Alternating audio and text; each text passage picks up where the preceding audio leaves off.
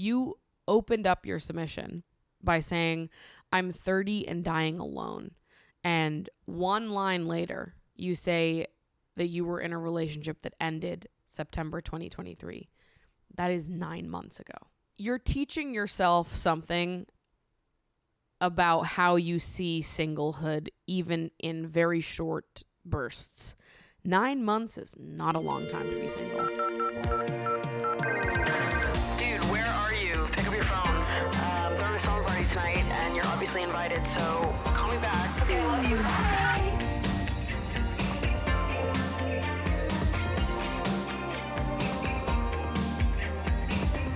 What's up, you guys, and welcome back to Emotionally Online, the weekly summer party for spilling guts and sharing secrets, hosted by yours truly, the one and only Maddie Drosbeck, co-hosted by the cutest girl in all the land, Miss Mango the Gooey Girl, who is also shedding like a motherfucker right now. But you know what? My whole apartment is covered in cat hair right now. Oh my God, there's so much of it.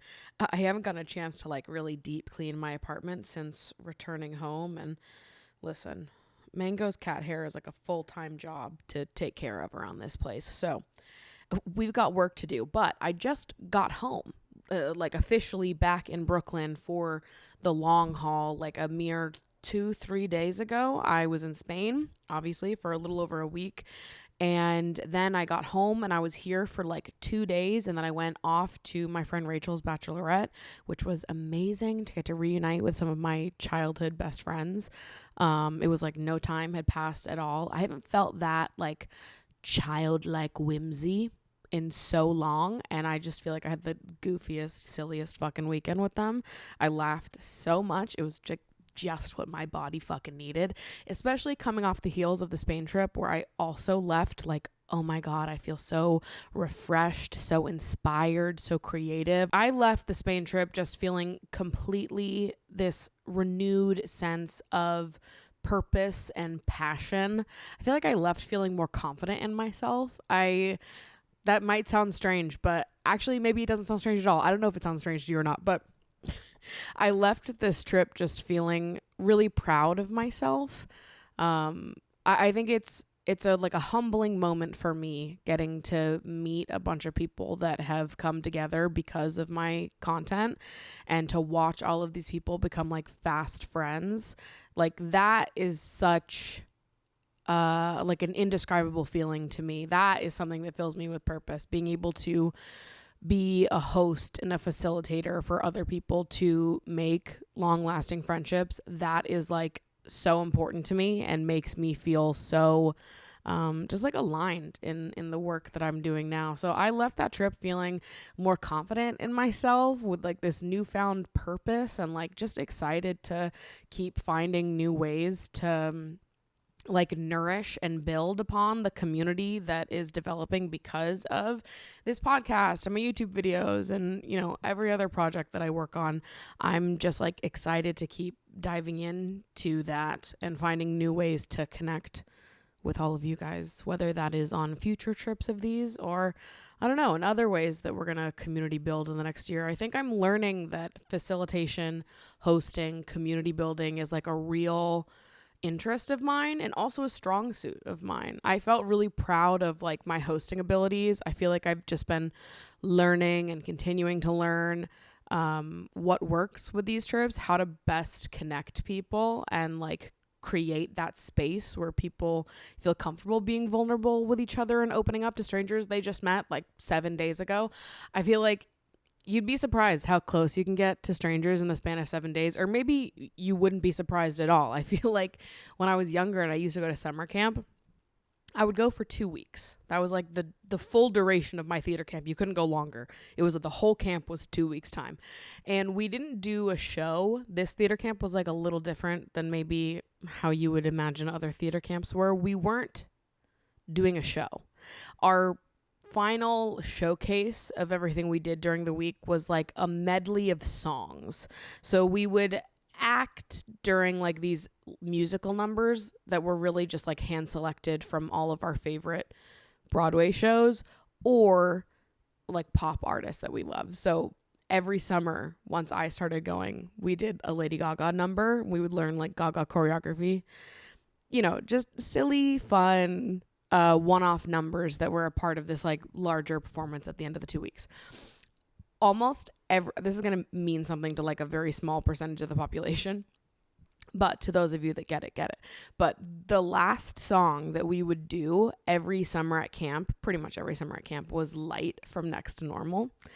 And all of us would come out on the stage one by one, and we each have a solo. And like, I could not get through that song without open mouth sobbing every fucking year. And same with a lot of us. So it was really like, if you were in the audience for that show, the final number, you would just witness 25 teenagers open mouth sobbing while trying to sing Light from Next Normal. Very endearing, very cute, very fast to like develop those kinds of relationships with people where you're like devastated to leave them and you're crying and you're like, oh my God, this, like, I just had the most incredible week. I just had the most incredible 2 weeks. And I am so sad to be leaving this space of people where I get to show up and be vulnerable and like really indulge in all corners of myself and get to know other people in the process. Like, I don't know why I didn't put this together until literally this week post going on the Spain trip, but I saw a movie this week, this is all going to tie together, called Ghost Light. And if you get a chance to see it, I highly recommend it. I don't think it's going to be in theaters for a long time. It's a smaller, more indie movie, I guess. But it's about grief and using theater to process grief and like the kind of vulnerability and connection that theater can bring to us. That is a very generalized synopsis of what this movie is about because I don't want to give anything away to you. But I think through watching that movie, it triggered a lot of reflections in me of like how the creative theater and dance spaces that I was a part of as a kid like really helped build me into the person I am now. And like being somebody that feels so many feelings and also feels comfortable exploring those and is like, you know, just a deeply mushy-gushy person and is very much accepted that. I'm like, oh my God, yeah, that's absolutely because I was a theater kid.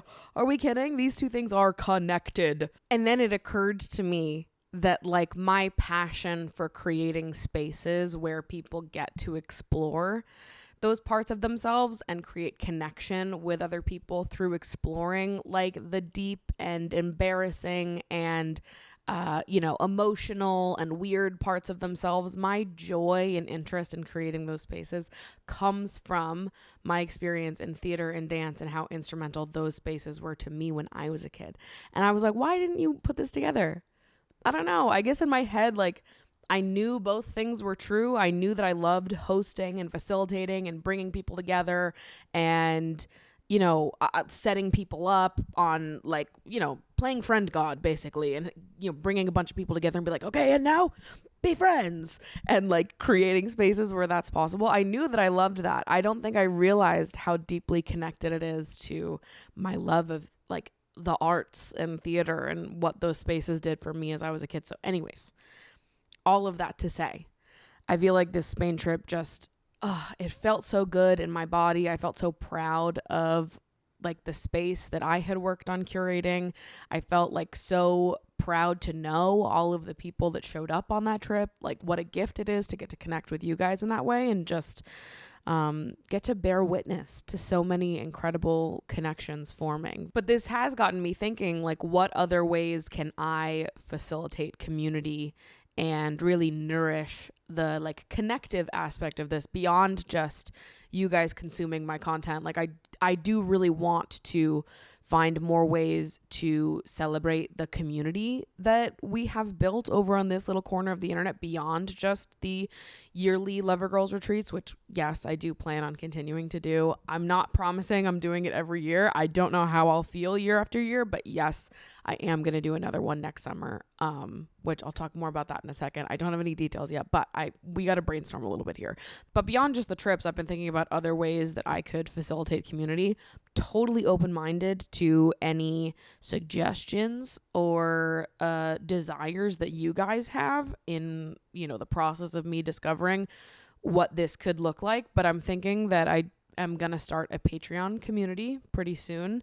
And the like base tier of this Patreon community is going to be like some type of Geneva or Discord group, so that there actually is like a dedicated space for connecting with other members of Lover Girls Worldwide and, making some besties right now, whether you're coming on these trips and actually experiencing like the, the summer camp of it all, or if you're just a member of this community on the day-to-day and want to feel more, enveloped in all of it, to have more opportunities to actually connect with other like-minded people and make friends.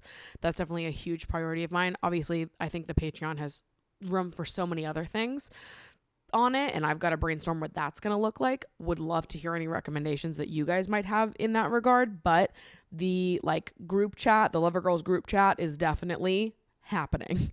That is on the table. That'll be like the first entry level of the Patreon will be the Lover Girls group chat.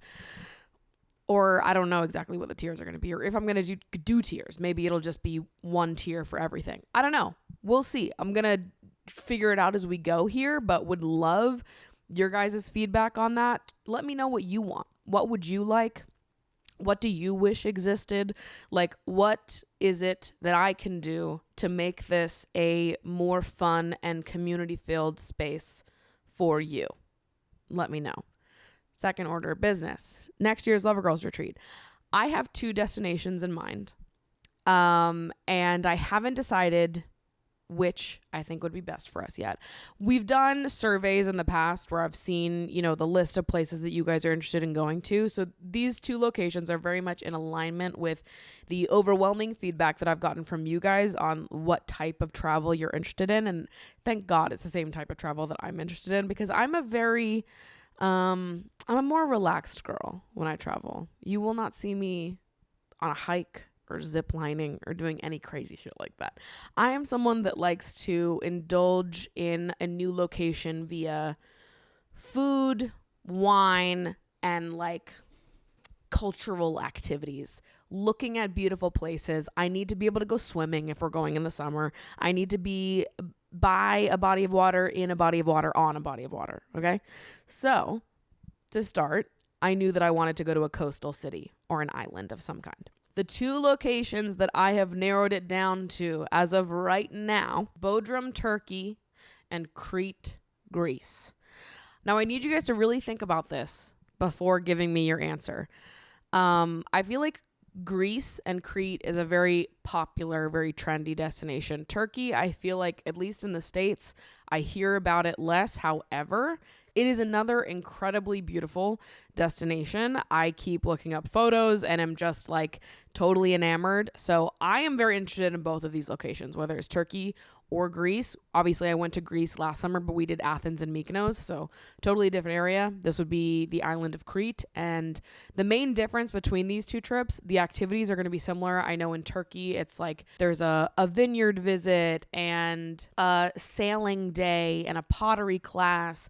We're visiting a bunch of historic spots. One of the 7 wonders of the ancient world is in Bodrum. Stuff like that. Crete, very similar. Wine tour, sunset cruise. There's a waterfall visit, a Jeep safari that we do, some historic stuff there as well. Lots of beaches, lots of food. Similar-ish itineraries between the both of them. The main difference is that in Bodrum, we stay in one place. We're in Bodrum the entire time. Versus Crete, we are moving. So we have 3 spots on Crete that we stay at. Granted, Crete is a relatively small island, so it's not like it's going to take forever to go from one spot to the next. I believe there's an hour and a half dedicated to traveling from one spot to the next within Crete. So I think it's 2 days, 2 days, 3 days. It's a 7-day trip for both of them. Both of them are going to be a similar price, and we're looking at next summer, June, July time. So I don't have any other details for you right now because none of this is finalized, but this is what we're working on. I'm trying to gauge here simply your interest in both of these locations, which piques your interest more. I feel completely split on the 2, to be totally honest with you. They both seem quite beautiful. I would love to travel to both of them. They're both on my destination list. But I will leave this up to you. Let me know what you're thinking, what you're feeling. And I will come back to you when I have more information. A trip will be launching probably later in July, early August. Okay? Think on that. Simmer on that. Working on getting that queued up for you guys. And like excited to do this again next summer. Excited to continue finding ways to bring this community together, whether it's in person or online, and just, really letting myself enjoy the art of facilitation and hosting and bringing people together, and like, I don't know, really embracing where this joy of mine came from, and like giving back what was given to me. Trying to create these spaces in adulthood as well, because so often these spaces do not exist in adulthood. Do you know how many times I have like cursed at the wind that there's not enough like recreational like theater and dance opportunities? Finding my dance studio was such a godsend, but for so long before that I was like, why are there not like these creative, fun, accepting spaces as an adult where I'm not expected to be like competitive or the best at something, that I just get to show up and be my vulnerable self and like indulge in the joy of movement and creating and just I don't know, getting to celebrate that part of yourself. And realizing how deeply connected my love of the arts and the spaces that I was in creative communities as a kid, realizing how those spaces have influenced my like love of facilitating, hosting, creating these open, vulnerable spaces as an adult was just like, it was a moment where I had like a real click. Everything came into place with me, and I'm excited to keep doing it and keep learning what works best and just figuring it out with all of you guys. So what a great way to start off my summer. Spain was incredible. Can't wait to do it again somewhere next year. We'll see. Let me know what you're thinking, both in the destinations and also with the Patreon and other community building stuff that I could do. I'm very open-minded. Let me know what you're thinking, what you're feeling. Hit me with your ideas in the comments and my DMs, whatever you'd like. I will be keeping an eye out. All right, let's get into these submissions, shall we? Every time I drink a poppy, I feel like I'm waiting for someone to be like, don't you know that it's all bullshit? And I'm like, did you think I was drinking poppy because I thought it was going to fix my gut health? Like, I wasn't. And I'm still going to drink it because I don't care what it does or doesn't do because it tastes good. Maybe like they should fix that on another from a brand perspective. They should for sure fix their marketing and do better and all of that. From a consumer perspective, I don't give a fuck. I drank it because it tasted good, not because I thought that it was some magic soda. I'm like, listen, I got a Diet Coke problem. This is what y'all don't understand. I am a DC fiend, okay? So if I can break up my Diet Coke and caffeine consumption with something else, I'm going to do it. It has nothing to do with the gut health stuff for me and really never has. But Godspeed. And they shouldn't have deceived us. But I also don't care. I'm just being honest and vulnerable with you right now. I don't give a fuck if everyone at Poppy lied to me. It tastes good.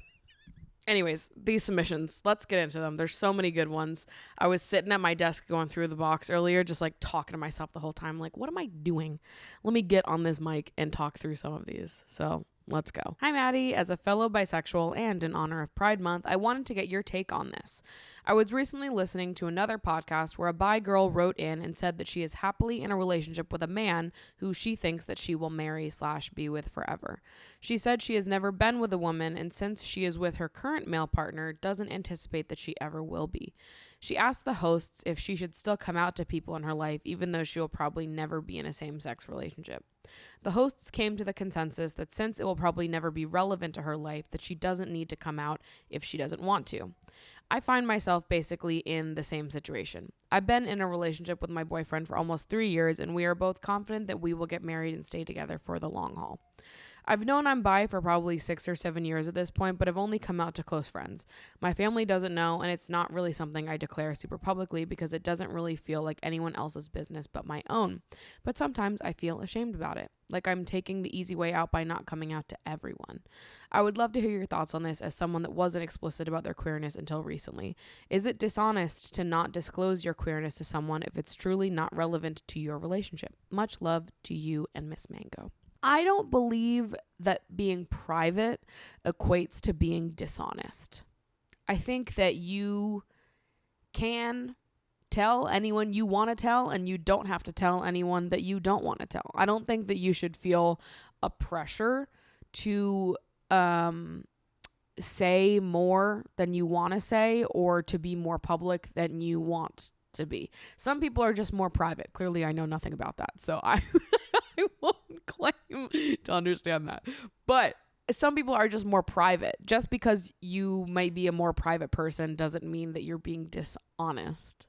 You know, if you only want to share your sexuality with your closest friends because that's what makes you feel comfortable, then that's totally fine. I don't think you have to feel guilty about that in any way.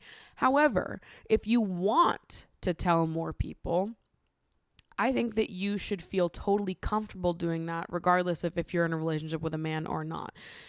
If you are a bisexual person in a relationship with a man and you think you're going to marry this man and you'll never actually date a woman, that doesn't make you less of a bisexual person. Your sexuality is not who you're dating. Your sexuality is who you are attracted to.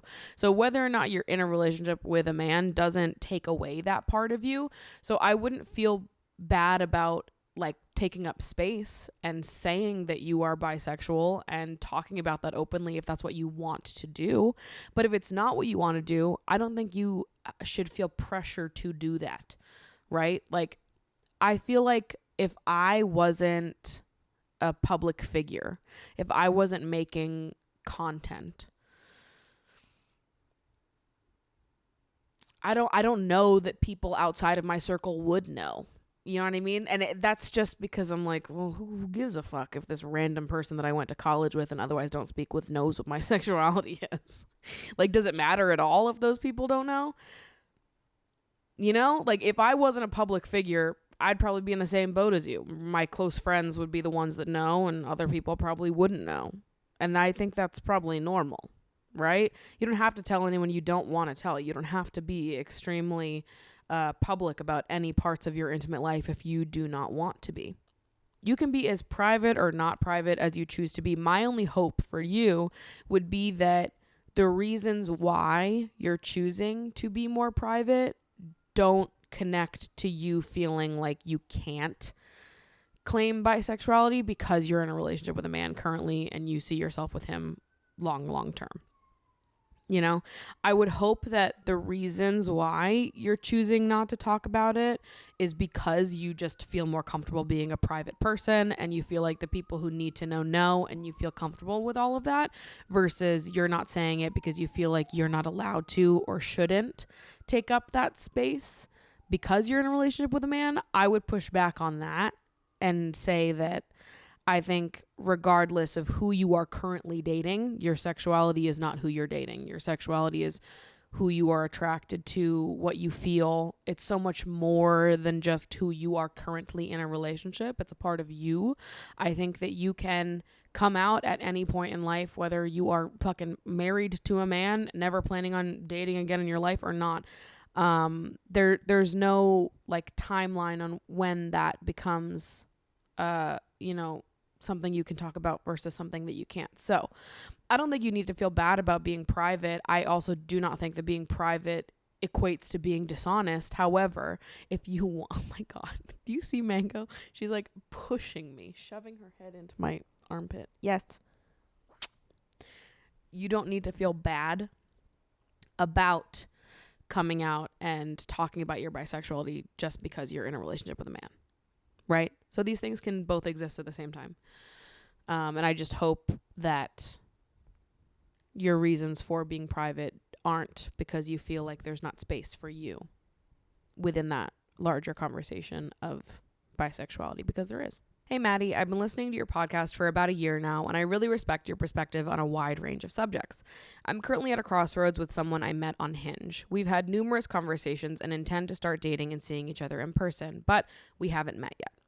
I'm usually open-minded and willing to give people the benefit of the doubt. However, I recently discovered that her political beliefs are the polar opposite of mine. This has been a struggle for me, especially given the number of people who she follows who are aligned with a certain political figure. For some context, she's a straight, cisgender, plus-size woman who follows many members of the Trump family. We've never talked politics before. In contrast, I'm a straight-sized, black, pansexual man who supports Biden. Despite our political differences, everything else is perfect between us. I constantly shower her with love and affection, making sure she knows how much I value her.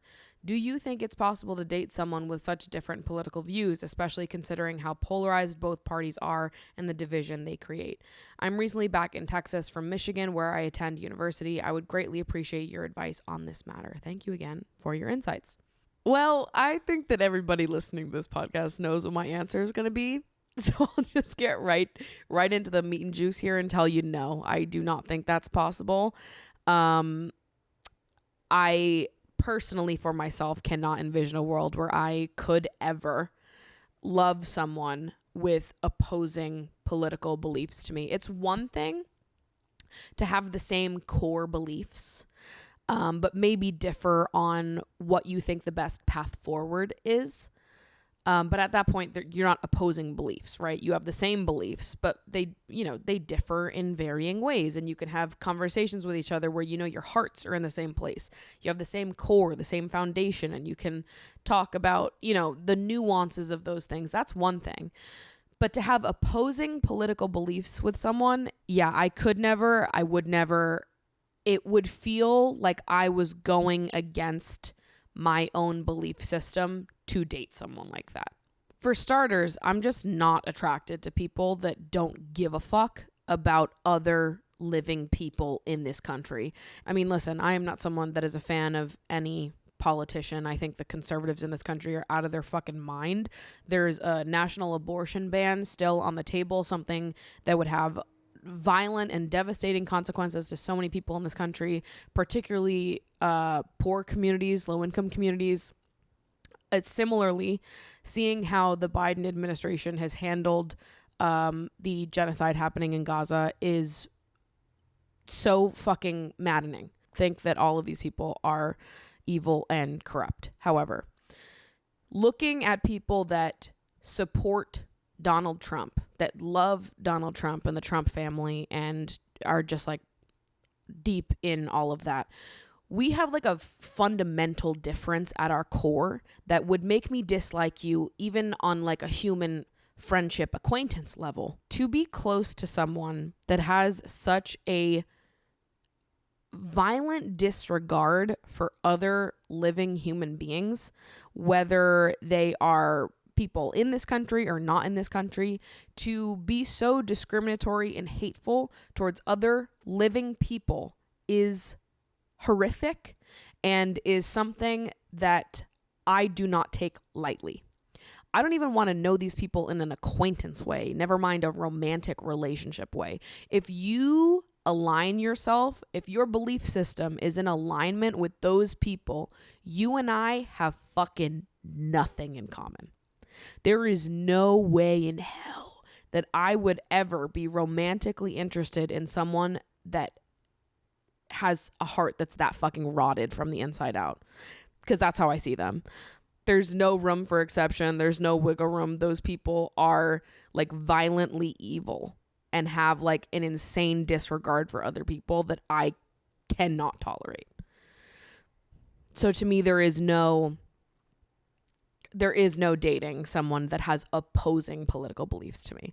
I could date someone that has the same political beliefs to me with like some difference in opinion for the best path forward, like I said, but to have opposing political beliefs is something that I have absolutely no room for. And it goes beyond just like, yes, this is my heart and my core and what I believe, how I believe that we should be treating other people, but it's also like a safety thing. Right? Like, I thought about this a lot, especially when I was in high school, because I have a trans sibling.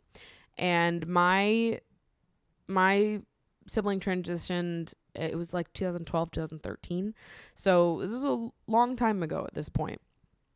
And that was something I thought about a lot in like the early stages of my brother's transition, because I was like, I always cared about the type of people that I was becoming friends with and becoming close with, having crushes on You know, I always gave a shit about who those people were and what they believed in and what they valued.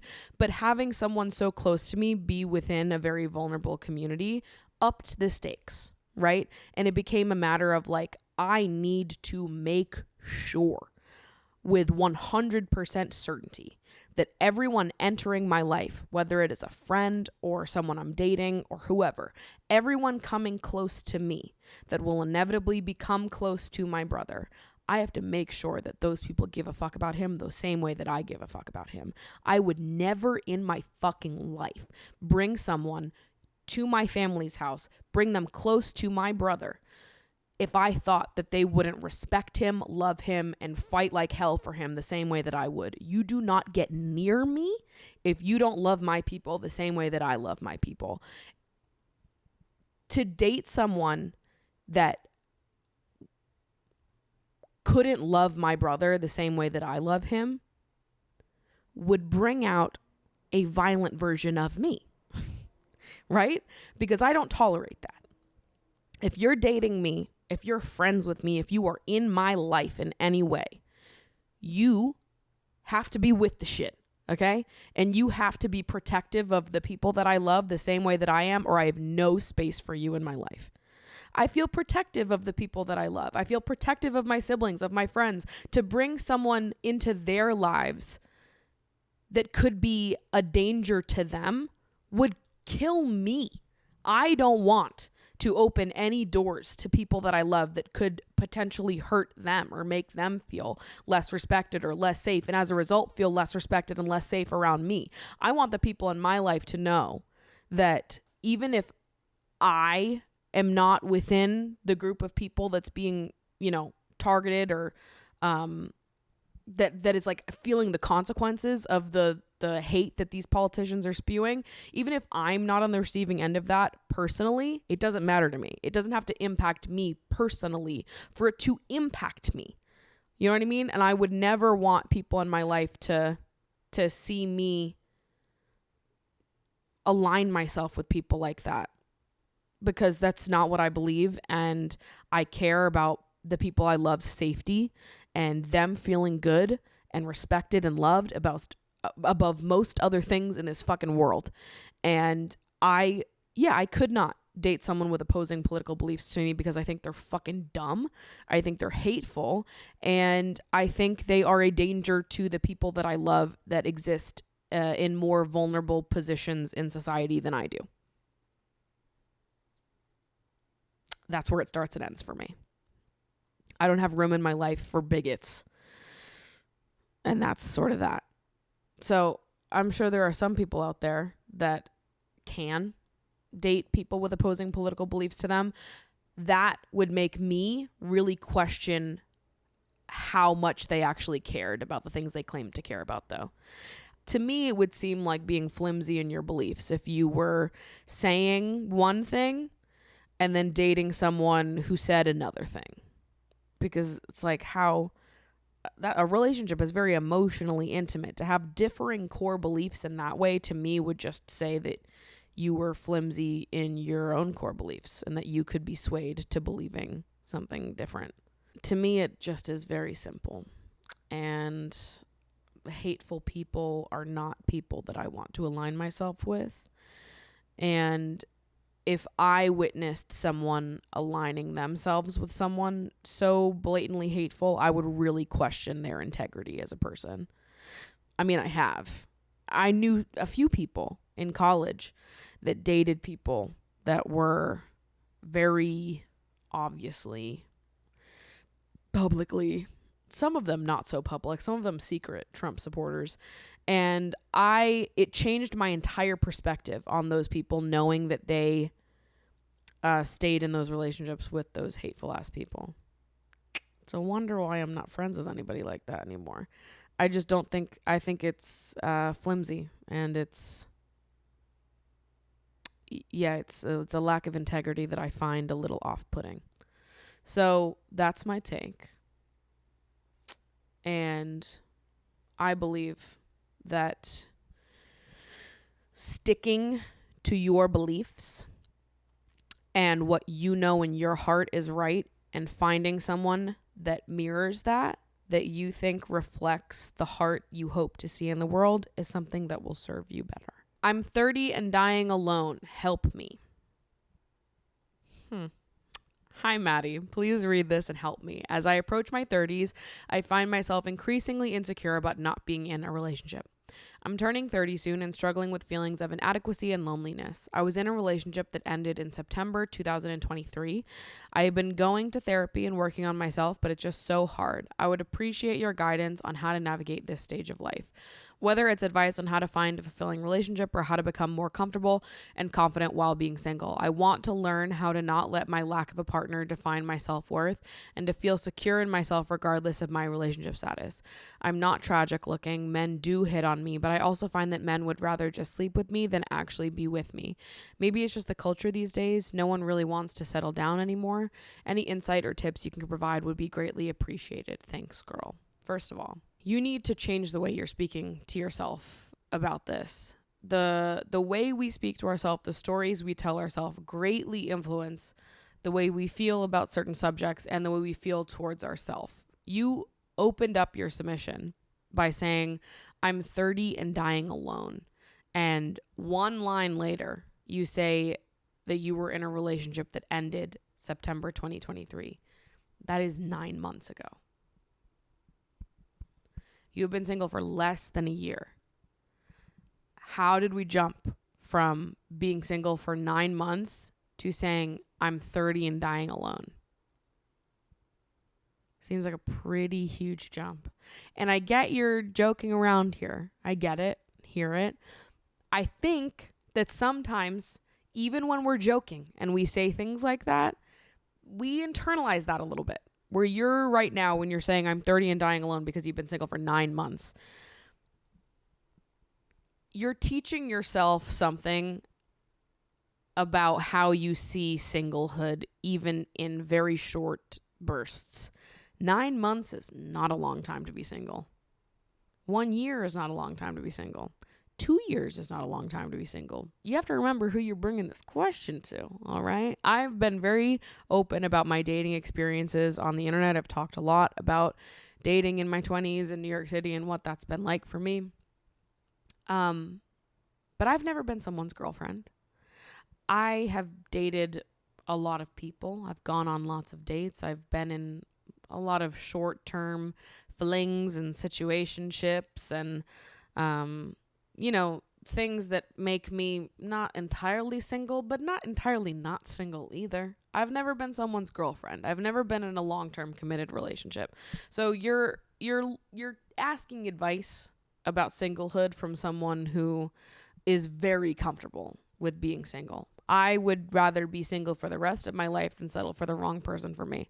And I see singlehood as a really beautiful and strengthening thing.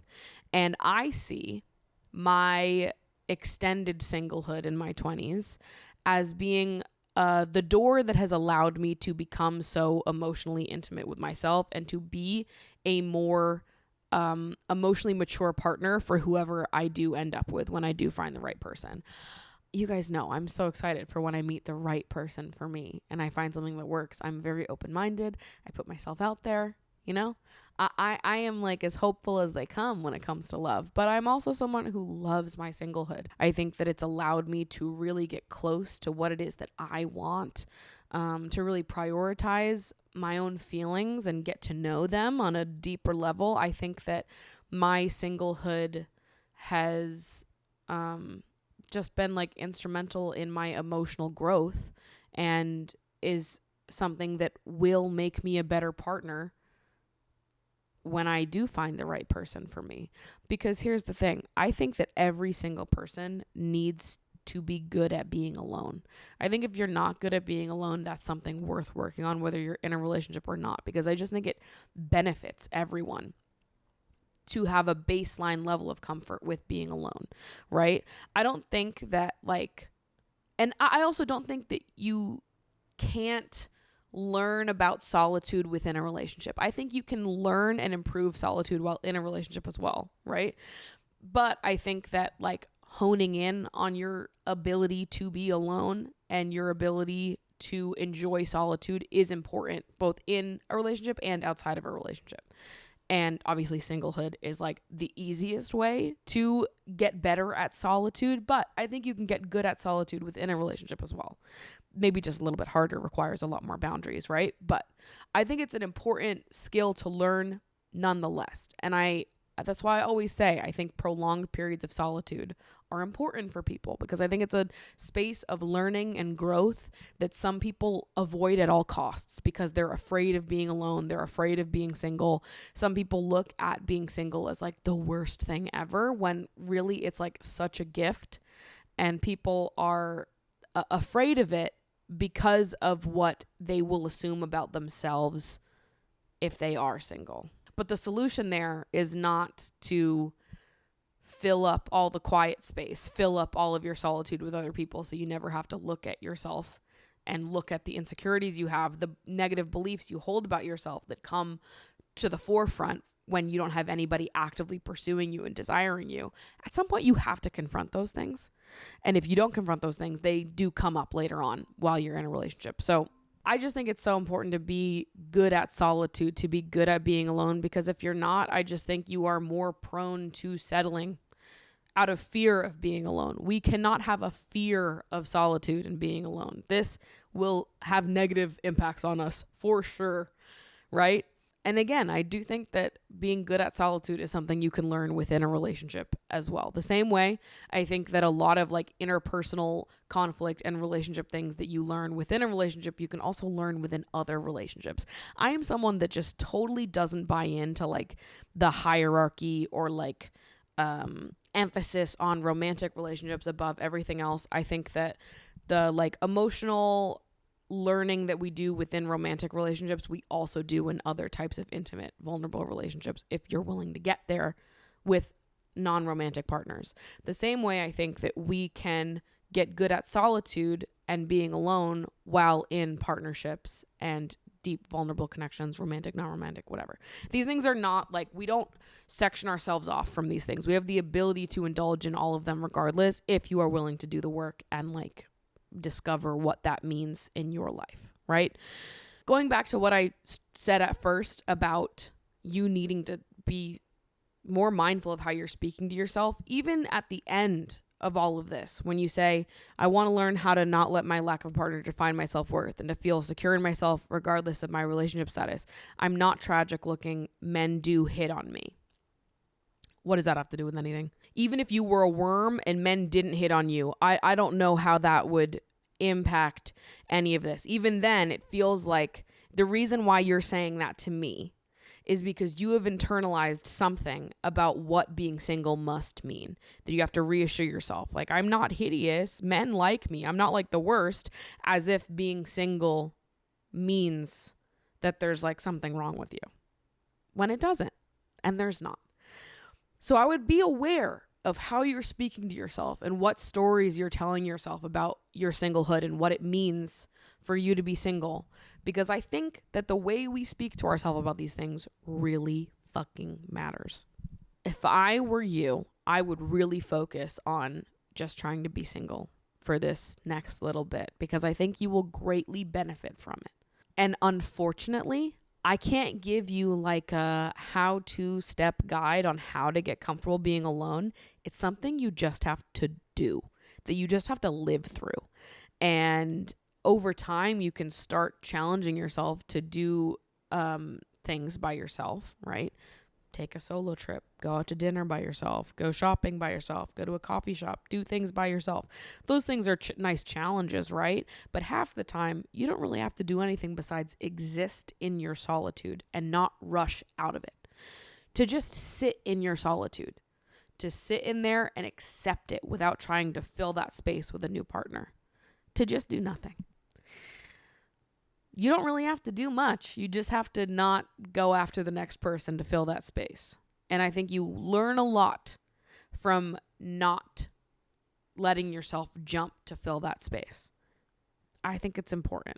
And you being in therapy is a great thing. I think digging in therapy to why you associate so much of your self-worth to a relationship is important. What have you gone through in your life? What stories have you told yourself since you were a teenager? These are things that I have had to unpack in therapy, because for so long I felt similarly, where I had been telling myself stories since I was a kid. And it was always like, when I was a teenager and I had bad body image, I always used to say to myself that, like, I would have good body image once someone liked me. Once someone loved me and someone proved to me that I was lovable, then I would love myself. This was a story I told myself when I was like 13, 14 years old. And then I got older and I started questioning and pushing back, and I went to therapy, and it's like you have to undo all of these mindsets and ways that you've spoken to yourself and things that you've believed for a lot of your life, things that you learned through observing adults, through media, through, negative experiences that you've had in dating where someone made you feel unlovable. You've got to work through all of that because it contributes to your aversion to singlehood and why you think that being single for 9 months equates to dying alone. Okay? It's hard. I'm not saying it's easy. It's hard as fuck, right? To unpack these things and to sit in that silence, in that solitude, to just accept being alone and not try to change it. It's fucking hard. But I think that you'll benefit greatly from it. And I'm sorry if my response was a bit sharp at times. It's just because this is something I'm very passionate about, and I try to make sure my points come back succinctly. But please know that I understand how you're feeling, and that I have thought poorly of my singlehood at points in my life as well. Okay? And unfortunately, there's not much you can do besides sitting in it and letting it exist, and over time challenging yourself to do more things by yourself, become comfortable with more kinds of solitude, and really digging into where your aversion to singlehood or where your negative opinions on yourself while single come from. And perhaps learning that you are lovable. You are loved, you are loving, you are lovable, even when you are not actively being pursued by another person. We have so much fucking Love Island to catch up on because I was behind during last week's episode, and last week's episode was literally filmed like 2 weeks ago at this point. I have so much to talk about. It's not even funny, you guys. And thank God we're here today to get into it and do it all. And hopefully I am really succinct about this, because I am going to see Kinds of Kindness in 1 hour and 50 minutes, which means I need to be sat in the theater in 1 hour and 20 minutes, which means I need to leave my house in like 40 minutes. Capiche? All right, so where we left off, Omar and Mimi have to choose to either couple up with each other or steal someone from another couple. They end up choosing Io and Uma for each other, respectively. So as a result, no one ends up getting dumped from the villa because Io and Uma were in a couple together. So Uma is a little taken off guard by this, because she's like, I thought Io was all for me, and he's been making it out to me like Mimi's more of an afterthought and I'm sort of like the main thing here that he's choosing to go towards. But Mimi's not going to make that choice off nothing. So clearly to Mimi, Io's been making it seem like there's something deeper there. So Uma and Mimi sit down and call out Io, and basically being like, you've been acting like you're only here for Uma, while also telling Mimi that you're super into her. So Uma and Mimi call out Io, and the whole thing basically gets squashed really easily, which I thought it got squashed a little too easily, because he really was saying two different things to both of them. He was sort of having his cake and eating it too. And then later on, after they call out Io, the girls are all hanging out, and Mimi says, and Uma's in this little chat with a bunch of the girls. Mimi says that Io said to her that if he got to choose in the recoupling, the one that Uma chose Io in, that he would have chosen Mimi and not Uma. And Uma was like, come on, why didn't you say that in front of him? Like, why didn't you just call him out for blatantly lying? Why are you saying that now rather than right in front of him? Which really, she should have brought it up. He should have gotten like I was also put off by how easy that interaction went, where they were just like, all right, and it's sorted. Like, no, it's not sorted. He's been like really singing two different stories to the both of you. And yeah, definitely not everything was said that needed to be said. Io, for sure, a bit of a liar. Then later that night, as if it couldn't get worse here, Io kisses Mimi in bed that night.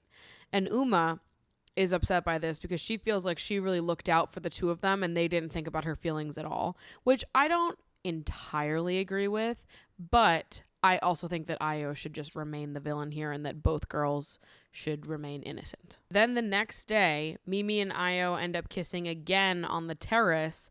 This information gets back to Uma, and Uma was basically told that the reason why Io thought it was fine and like cool to continue kissing Mimi is because he had already kissed Mimi before Uma showed up, which is like a lame storyline, because the agreement was that when he started seeing Uma, that Uma wasn't like the side piece that he was just like also seeing while he's fully making out with Mimi. It was like, no, I'm exploring it with her now, and if you're going to be respectful, you really should withhold kissing until you have chosen which girl you want to be with, which the men in this villa clearly have not thought about that a part of it at all this season. In conversation with Jess, Ronnie really makes it seem like he's leaning more towards her, but it's impossible to know if that's the truth or not because he sort of seems that way in most of his conversations. So, naturally, Harriet and Jess start talking about this, and Harriet tells Jess that Ronnie's been eye-fucking her the whole day, and that he said he was thinking about her in bed last night. And Jess is like, well, we kissed in bed last night, and they're both sort of realizing that he's playing them. He's telling Harriet that he's in bed thinking about her, meanwhile leaving out the fact that he was getting a little frisky with Jess the night before. Sort of, he's such a loser. He's such an incredible loser. I actually cannot understand what these women see in him, because he's just the world's biggest fucking loser. He's a demon. Ronnie is a demon. Jess calls him out, and this was lame, but Jess was basically like, I don't believe Harriet, I believe you. But why is she saying that you said that? And Ronnie's like, I don't know. She's crazy. I don't know. Why is she saying that I, said I was thinking about her in bed last night? That's really wild. Just, first of all, why are we believing Ronnie? Why are we giving this man the benefit of the doubt? What benefit would Harriet have to lie about this? But also, Ronnie, why are you doubling down? Harriet's not a liar. Why are you calling her crazy? You did say that. You did, point blank, say that to her. She's not crazy. You're crazy. You're the crazy one. Yeah, he's a fucking dog is what he is. Munveer, my sexy innocent king. It is criminal that nobody is in the villa for Munveer, because he's literally done nothing. Done nothing wrong, just been sexy and nice. Thank God for Munveer. Then basically, Jess had given Ronnie a deadline. I don't know if I mentioned this in the last episode, but basically Jess was like saying that Ronnie needed to decide if he wanted to be with Jess or Harriet before he was like making out again. Because the last time he did that, Jess was like, if you do that again, consider it the last time you and I ever speak. We're going to figure this out. You're going to figure it out. Make it just a decision here. And then we can proceed. So Ronnie's deadline day is here. Jess and Ronnie talk, and Ronnie's like, I'm so sure about you, but I'm still deciding. And she's like, so you're not that sure about me if you're still deciding. What the fuck Jess sees in Ronnie, I don't know. He's so clearly wishy-washy about all of this and taking advantage of both of them. And like, I get that sometimes it's hard to fathom how someone could be so like casually cruel and indifferent and just like, I don't know, totally disregarding your feelings right now, but believe it, babe, because it's happening and Ronnie's the type, okay? Ronnie is the one to behave like that. So let's be vigilant here, shall we? But then there's been a public vote. The public have been voting, and the couples up for elimination are Sean and Harriet, Uma and Omar, and Patsy and Munveer. The safe Islanders are choosing who goes home. The girls choose one boy to leave and the boys choose one girl to leave. The girls dump Manveer, my fucking king. What is wrong with you? What is wrong with you for sending home the one decent man in that whole fucking place? Okay? That was lame. That was lame as shit. So I was pissed about that. And then the boys dump Patsy, which makes more sense to me, but still sucks for her. Manveer being chosen to go home was mental to me because I'm like, okay, for the sake of drama or like who has a present connection, then like fine, I get it. But Manveer was just like a sweetie heart. Does nobody care about sweetie hearts anymore? There's a recoupling that happens. After the recoupling, we've got Nicole and Kieran, Jess and Sean. This recoupling is when Jess takes herself out of the equation with Ronnie, where she's basically like, you know what, Ronnie, like if I'm not your first choice, I'm your last choice. See you later. I'm taking myself out of the equation. She chooses Sean to couple up with instead of Ronnie, which is good. Good for her. I don't necessarily agree with all of the choices that she's made. However, I think that Jess has her head screwed on maybe a little bit tighter than most other people in the villa do. Like, she is still making a lot of exceptions for Ronnie, which I think are wild, but she at least has her wits enough about her to like say when enough is enough and walk away from something without having to like see it all the way through. You know, when it's very clear which direction it's heading and that he is like fully playing them and taking advantage of their kindness. Other couples from the recoupling: Uma and Omar, Harriet and Ronnie, Mimi and Io, and Samantha and Joey. First night after all of this, guess who's making out in bed? None other than Harriet and Ronnie. First of all, Ronnie, karma's coming for you, bitch. Karma's coming for you so intensely, you're not even gonna know it's gonna fucking hit you, okay? And Harriet, are we not seeing the signs? Are we not seeing how Ronnie's treating people? You know that he was doing all that with Jess just a few days before, and now he's magically jumped to you. I cannot stand these people on these dating shows and in real life when people do this, who think that like they are better than other people. And so they see this man that they are with or cheating with. I think this happens a lot, where they are like cheating with someone and they perceive themselves to be better than the main girl. So like, he would never do that to me because I'm the prize. He's cheating with me. He'll never cheat on me. And it's like, how many times does this need to happen for y'all to get through your thick skull that you are not special, nor are you better than the other woman? Just because he's going to cheat with you doesn't mean he won't cheat on you, babe. You're next. You are not safe. You are not better than her. He's going to treat you like shit too. You are not the exception. Never believe that you're the exception with a man like that. That is so angering to me. And Harriet clearly believes that she is the exception to Ronnie's assholery, and it's just not going to work like that. Then we've got some new Islanders. 3 new Islanders. We've got Grace, Will, and Tiffany. Joey has a history with Grace. They had like some whirlwind holiday romance with each other in Ibiza a few years ago. And basically the reason why it didn't work out was because of long distance. I think it was that they were in 2 different places and neither one of them really wanted to go to the other.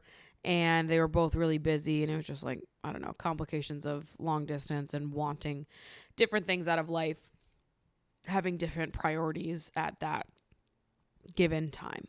So now that Grace is in the villa, Joey definitely wants to get to know her again, see if that spark is still there. And Joey assures Samantha that he will communicate with her as far as Grace goes and that he won't behave the same way that Ronnie has been. Big promises you're making there, Joe.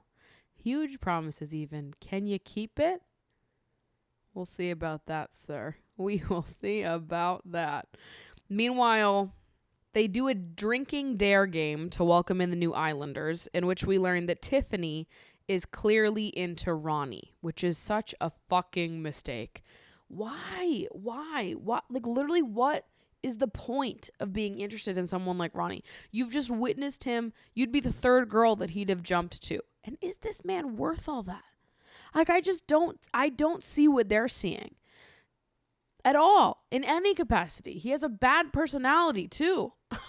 Like, it's not, I don't get it. He's just the worst. Kieran makes some type of side comment during this drinking game, I think to Io, because he pulled some dare that was like, select the 2 islanders that you would want to have a threesome with, and you have to kiss the both of them. And he makes some side comment about how he would have selected Grace for one of his kisses if he wasn't going to do the cop-out choice by kissing Nicole and Harriet. And that was lame. That was really lame. Do I have high expectations for the 21-year-old on Love Island? No. No, I do not. Harriet kisses Jess for which Islander is the most untrustworthy, which is lame because Harriet, Jess is not your enemy. You're both victims of the same fucking loser man. If only you would see what a fucking loser he is. And then Joey has to choose to have a 3-way kiss. And you'd think that he would choose Samantha for at least one of them, but no. Joey chooses to have a 3-way kiss with both of the new girl Islanders, and then Grace also has to kiss someone for one of her dares, and she, of course, chooses Joey. So the aftermath of this whole thing is basically that Samantha wants nothing to do with Joey and all of this, and she's, like, wanting to sleep in the garden, and then Joey gets pissed at that because he's like, why are you out here? You keep saying that you're not bothered by all this, but clearly you are. And she's like, you guys should rekindle. You guys should rekindle your little holiday romance from Ibiza. Like, have fun. I don't want to be the third party. And was she being a little passive aggressive during this whole thing? Yes. Was she wrong? No. At first, it almost seemed like it was like she was acting, you know, on information she didn't have, where she was like assuming that Joey was gonna hop ship completely and rekindle, and she's like, I don't want to be a part of a triangle. She was like anticipating the triangle before the triangle really happened, but to be honest, she was right. So I think she just knew. I think she's seeing things that we're not seeing as the audience, and I'm Team Samantha 100% because of how things play out here. Then, this is a new addition to the show. They've never done this before, to my memory. Saucy sleepovers. Each of the new Islanders gets to pick someone to take with them for a night away. Grace picks Joey, Tiffany picks Ronnie, and Will picks Uma. And pretty much the second they get to this new villa, Joey is 100% over Samantha, speaking to Grace as if Samantha's not even in the picture, and he's like already working on phasing her out, wanting to focus on Grace completely. It was an immediate switch. Samantha's gut was 100% right in thinking that Joey was just waiting for someone better to come along. And he literally reacted to her on the daybed as if she was crazy for thinking that. And she was not crazy. There was no part of her that was crazy. She was spot fucking on.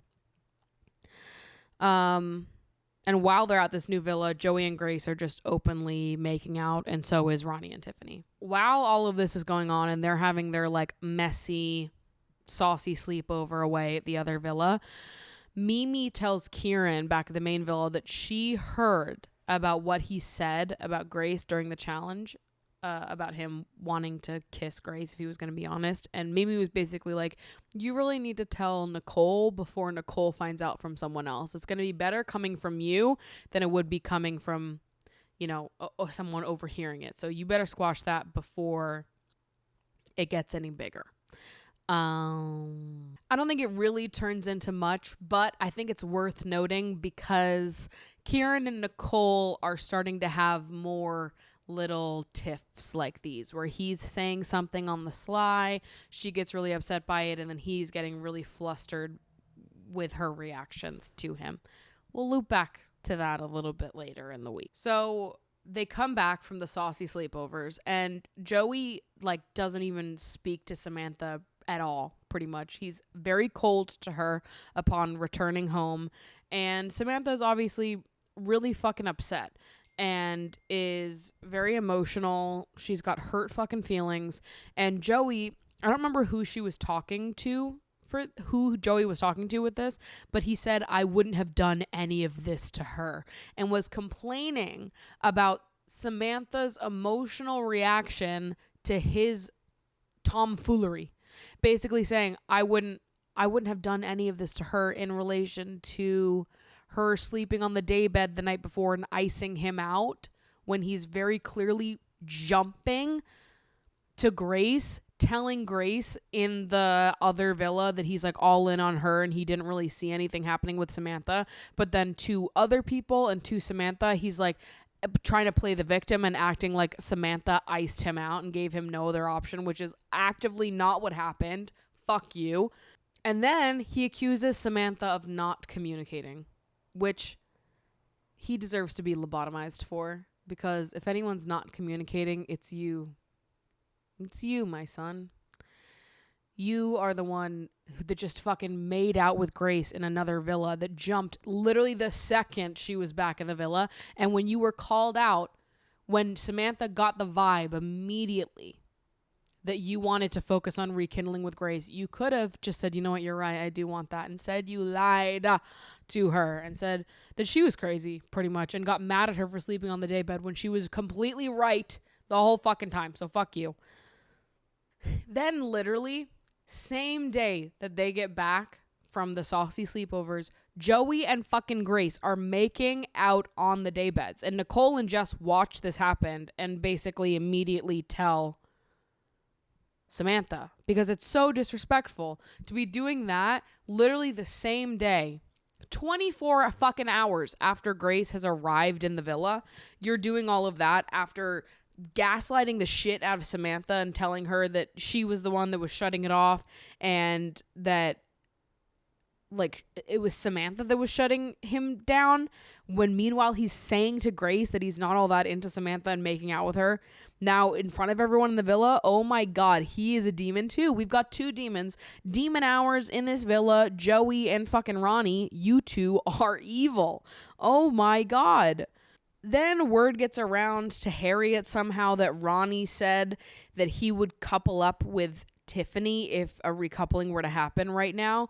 Harriet calls him out for that, and he really has nothing much to say. And what did you know? A recoupling does happen. And obviously the New Islanders get to pick first, so we don't know exactly who Ronnie would pick, but Ronnie and Tiffany do end up recoupling because Tiffany picks him, Grace picks Joey, Will picks Uma, and then we've got Mimi and Io, Nicole and Kieran, Sean and Harriet, Omar and Jess, and Samantha is dumped from the villa. So it was very quick that she was then ousted after this whole thing went down. And then there's a shot at the end of that episode of Joey sitting alone just around the fire pit fucking sulking. Like, shut up. And he's acting all sad about it. I'm like, what are you? You're a professional actor, my guy. What's going on? What can we channel the same energy you had in the fucking pool the day before when you're telling Grace that you didn't care about Samantha at all, and now you're sulking and being like, I just lost something. Shut up. I hate him. Ronnie wakes up the next morning. Ronnie, demon number one over here, wakes up the next morning and goes to talk to Harriet and is making jokes about how Sean stole his girl, and basically tells Harriet that he's still deciding whether he wants her or Tiffany. And the worst part is that Harriet's going to eat it up. Harriet's going to believe this somehow. Harriet and Tiffany end up swapping stories, and Harriet tells her this. And then when Tiffany confronts Ronnie about what he says to Harriet, Ronnie, I cannot make this up, says, everyone's against me being nice these days. This man has a PhD in demonology. I can't stress this enough. What the fuck? Everyone's against me being nice these days. In response to Tiffany calling him out for telling Harriet that he's still into her and she's still in the running. And then he's like, oh, what? I can't be nice? What? Then, if you would believe it, Ronnie ends things with Harriet after Joey and Grace are encouraging him to, after he just told Harriet she was still in the running. So this was a quick high and quick low. But you know what? I could have predicted this. Ronnie is the worst. He's the worst. There's New Islanders. One girl and one boy, and they're both picking 3 people to date. We've got Matilda picks Omar, Sean, and Will. They're doing like the starter main dessert thing. And then Connor, who picks Grace, Nicole, and Mimi. Matilda knows Ronnie, not because she used to date him, but because she used to date one of his friends. So Matilda has some outside knowledge of how Ronnie is in the real world. Now, I was shocked at my personal development here, the shift that I had. Because as you guys know, I have said that I thought that Sean was the most boring person in the villa and that he needed to be kicked out sooner rather than later. My prediction was that he was going to be the first one to go. But I'll be honest, I'm kind of rooting for Sean here with Matilda. He's very boring. Yes, he is. But at the very least, he's been polite, which is more than most of them in the villa can say, even though I was preying on his downfall because he's boring. But that's just like Love Island rules. Like, I always prey on the downfall of the annoying people. Not annoying. Sorry, boring. He's not annoying. I actually celebrate the rising of the annoying people on Love Island because it's reality TV. I'm excited by messiness. Sean is quite boring, but I actually found myself starting to root for him because he's a little awkward and a little like he doesn't have any charisma whatsoever. That man is actually like a black hole of like smoothness of any kind. He's very awkward and very weird. However, it works for him. And I think it is working on Matilda. So we'll see how that develops. Then we've got the suck and blow game, which the only real highlight from this game is that Ayo has to snog the person who he has the most sexual chemistry with outside of his partner, and he picks Uma. Unexplainably. She was probably the worst person that you could have picked in this whole villa. You could have made out with almost anyone else and had it been better than choosing to make out with Uma, the one girl that you've had conflict with Mimi within your relationship, that you actually were. It's like some of these men, it's like they take it so literally and they're like, well, she naturally would be the most honest answer because she and I also had some type of connection. But it's like you are in a relationship, you are with someone right now that you know that's gonna really upset them more than if you made out with like literally any other person. It ends up getting resolved. Mimi and him work through it, but I can't help but feel like Mimi is being too forgiving of the ways that Ayo is acting. He's a little, something's not right there with me. It's not sitting right. Then after the suck and blow challenge, because Ronnie did like a cop-out kiss during the suck and blow challenge where he does like a peck with Matilda and Jess for women he would want to share a bed with other than his partner.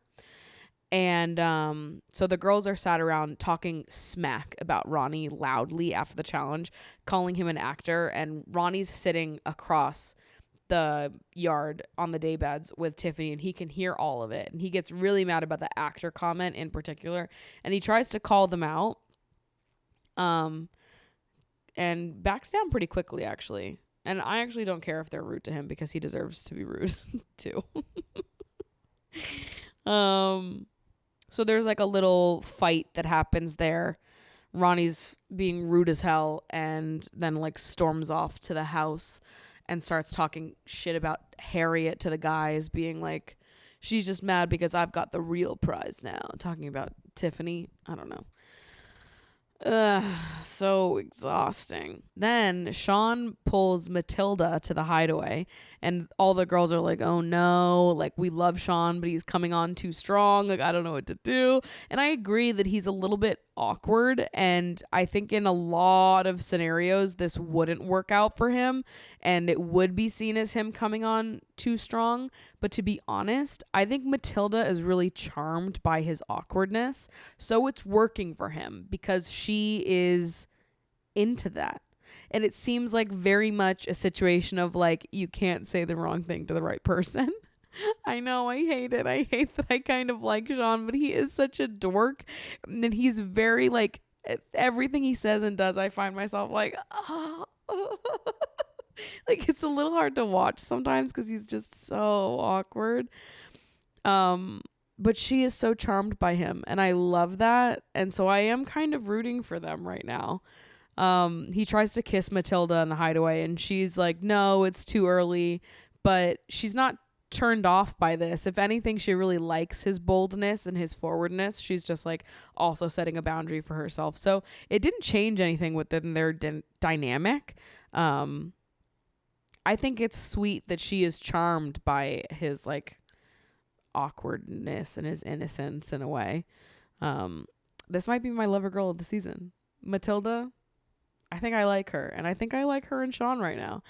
Things change. Who knows? We still haven't reached fucking Casa Amor, so don't hold me to this, but I'm kind of liking Matilda and Sean right now. Then, this is fucking rich. Tiffany says that she is not 100% on Ronnie, which is so good. It's fucking rich. Tiffany's like, there's something missing with Ronnie. Tiffany, Ronnie's third girl, the girl that Ronnie has left it all for, that he was like, I'm a changed man for. This is his karma, and I love it so much. So Tiffany tells Ronnie this, and he's basically like, well, that's it, I guess. Fuck me. And then Maya Jama returns. Maya's here, and the public has been voting for their favorite couples. The fewest voted couples are Grace and Joey, Ronnie and Tiffany, Uma and Will, and Omar and Jess. The saved Islanders have to pick one boy and one girl to dump from the villa. I think that they should pick Ronnie and Tiffany. But we knew that wasn't going to happen, and they ended up dumping Tiffany and Omar. Kieran gets pissed at Sean, and they're bickering about this during the deliberations for who to get rid of, and then after the elimination has already happened, Kieran is pissed because Sean said very bluntly that he wanted to dump Omar so that Omar wouldn't be in the way of him and Matilda, because Omar was also going for Matilda. But to be honest, I don't think Omar ever really stood a chance there. And Sean was sort of irritated back at Kieran and was like, let's be honest, if you were me, you would have done it too. But Kieran's like, that's wrong to dump him just to like get yourself ahead. It's like, Kieran, since when are you the, pinnacle of moral righteousness here? You're on fucking Love Island. Like, what are we doing? Sean wants to eliminate him so he has a better chance with Matilda. Listen, we're in a fucking fake reality TV situation right now. Just let it happen. It's not that big of a deal. Holy shit, Kieran. Get a grip. And I could have seen this coming. I wish that this didn't happen. But now that Tiffany is gone and Ronnie is still here, both Harriet and Jess are considering opening the door again with Ronnie. Are y'all on fucking drugs? Have you forgotten everything you've said about this man up until this point? I will never understand this.